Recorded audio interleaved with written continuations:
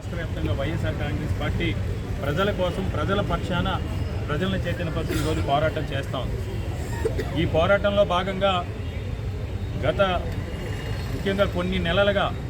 నిరుద్యోగ యువతీ యువకులకు సంబంధించి కానీ మహిళలకు సంబంధించి కానీ ఈ రాష్ట్రంలో పెట్టుబడులకు సంబంధించి కానీ ఎంత నిర్లక్ష్యంగా వ్యవహరిస్తున్నారో, ముఖ్యంగా పెట్టుబడులకు సంబంధించి అమరావతి అభివృద్ధికి సంబంధించి ఒకవైపు ఉత్తరాంధ్ర ప్రాంతంలో ఉన్న వేలాది కోట్ల రూపాయల విలువైన భూముల్ని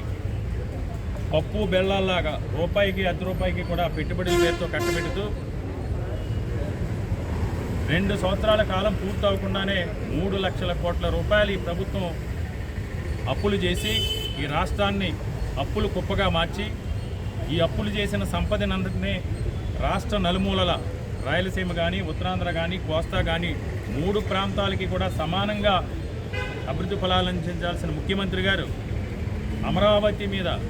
ప్రేమతో అమరావతి నా దత్తపుత్రిక అనుకుని ఈరోజు అమరావతిలో లక్షలాది కోట్ల రూపాయల పెట్టుబడుల పేరుతో పెద్ద ఎత్తున స్కామ్ పాల్పడుతున్న మాట మనందరికీ కూడా తెలిసిన విషయమే. ముఖ్యంగా 2 సంవత్సరాల కాలంలో